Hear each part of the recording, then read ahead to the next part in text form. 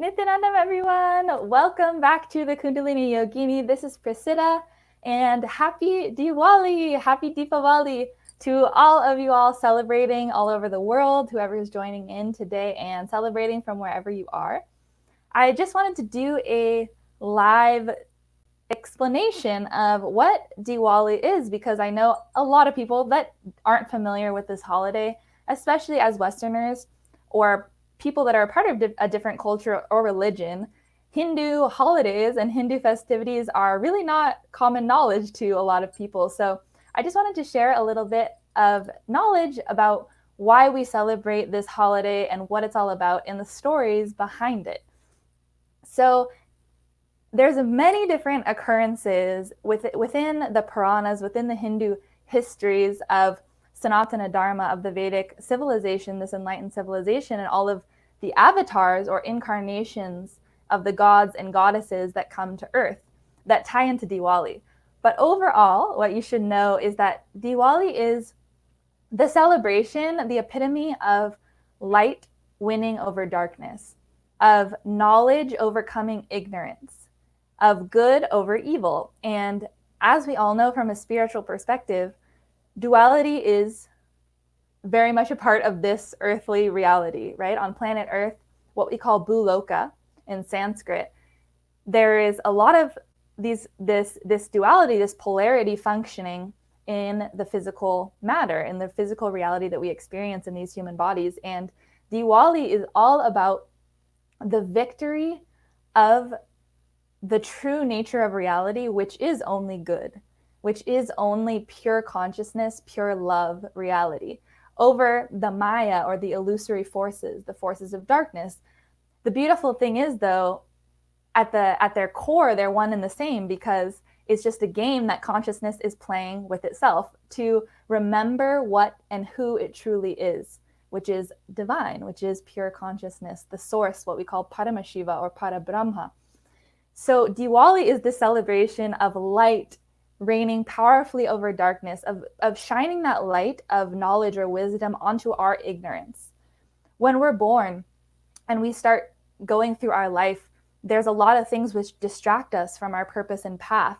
We forget who we are. We forget our power, our peace, our happiness, our purpose because we get lost in this world of Maya. We get pulled into all these things which are only here to distract us. Diwali is a celebration of acknowledging that light, that knowledge will always prevail. It will always win in the end. And we may go through these struggles and trials and tribulations, but there's only one ending for all of us, and that is victory. That's the victory of light over darkness. And this enlightenment, right? Enlightenment is nothing but that, exactly, realizing that light and being in the space of that light, that pure consciousness and understanding of ourselves and the world.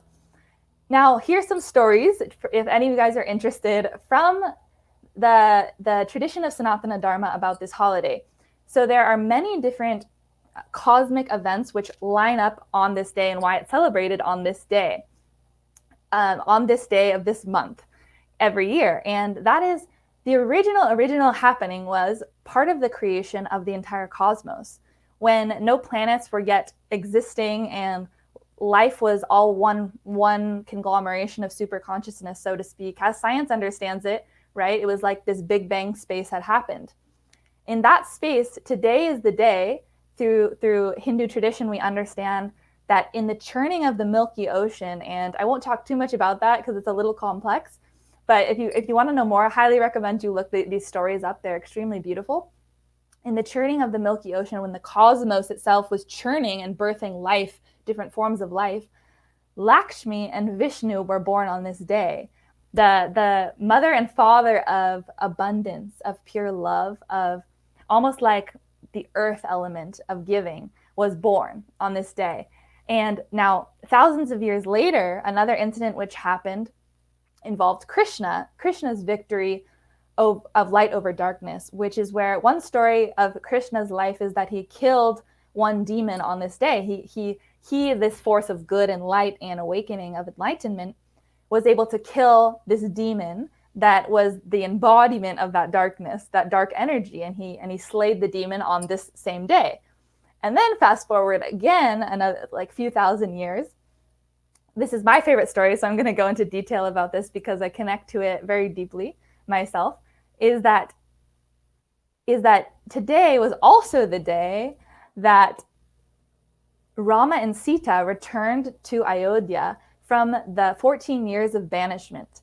Now, to start you off at ground zero, Rama and Sita are some of the most well-known figures within Sanatana Dharma, gods and goddesses that are very beloved by Hindus everywhere. And their life story is called the Ramayana, one of the most famous Sanskrit texts and histories of these incarnations that come to Earth. Now, Rama was a son of the king, and the king had multiple wives, and there was many different sons that were in competition to take the throne. And one of the king's wives was very jealous of Rama because everybody was drawn to Rama. All of the citizens already were falling in love with him because Rama was considered the pure embodiment of Dharma, of following cosmic law, of being pure authenticity and integrity to Dharma and never going in mistruth, never breaking the rules of society, and always following with very much a pure heart, a complete purity. And so Rama was starting to be hated by this other queen who was not his mother. And she wanted her sons to take the throne. So she ended up convincing the king to banish Rama. Rama was married to Sita, who was considered an incarnation of Lakshmi. And so Rama and Sita go off and they go into the forest. They're banished into the forest. So they travel into the forest. So it was Rama, Sita, and Lakshman, which was Rama's younger brother. Okay, so Rama and Sita and Lakshman are in the forest for many, many years, living out of the forest, raw warrior lifestyle in the forest, but completely complete and blissful still. They were just in pure acceptance of that reality. And so a few years into the line of being in the forest, one demon king called Ravana, who was based out of Sri Lanka, the current place we know as Sri Lanka, he was he wanted to take Rama down because Rama was this force of good, right? And he was the embodiment of this dark power. So his sister, one of a demoness, came into the forest to try to tempt Rama to marry her. She fell in love with him because he was this beautiful being, right? He's an incarnation of Vishnu. So he is just such a beautiful being on the inside and out. And she loved him and she wanted to get him for herself, although he was already married to Sita and he was very chaste to his wife. He loved her and he was very dedicated to her. So of course he rejected this demoness, and she went after his brother Lakshman and also tried to seduce him. Lakshman also rejected her. So now she is just furious. She's completely furious, and she goes off and goes back, and I believe even Lakshman actually ended up having to fight her physically because she was trying to destroy them. So she goes back to Sri Lanka where Ravana is her brother, this demon king, and Ravana is now enraged and he has a perfect reason to go destroy Rama's life. So he ends up making this whole elaborate plan to distract Rama and Lakshman in the forest when they're hunting.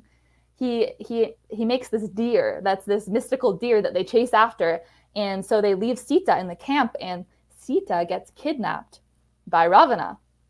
Ravana takes Sita to his home in Sri Lanka and kidnaps her, and Rama, of course, is heartbroken and enraged, but he knows he has to stand up for this, and he goes through this whole internal process with the happening as well.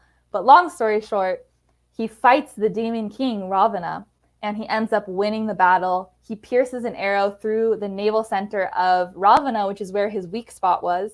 He destroys the demon king and gets Sita back. So Rama and Sita are reunited and blissful. And about that time, the 14 years has passed that they were banished from their kingdom, Ayodhya.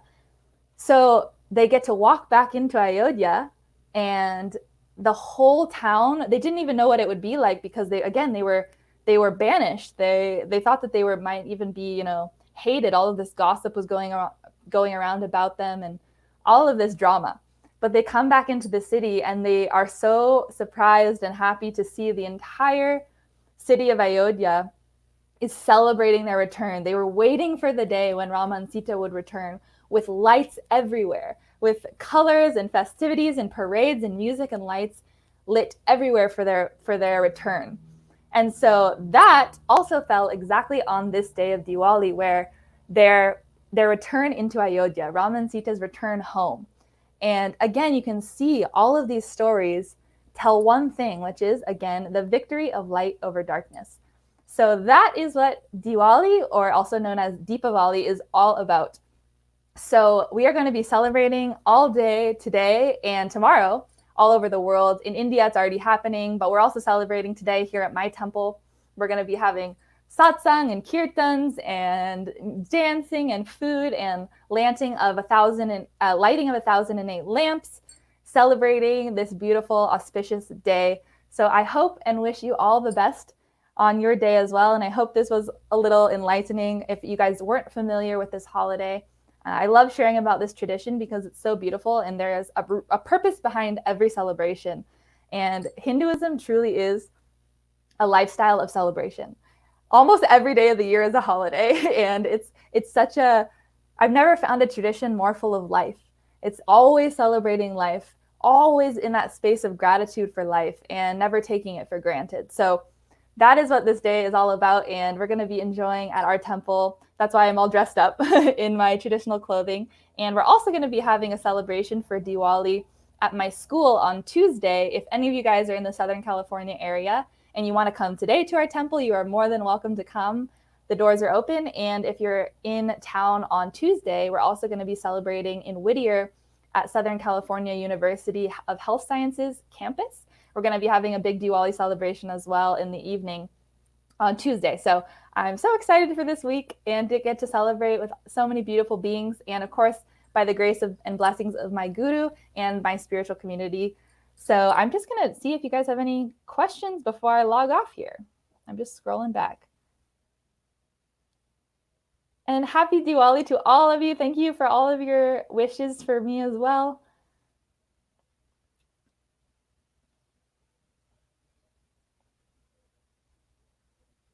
I hope you guys are celebrating wherever that you are.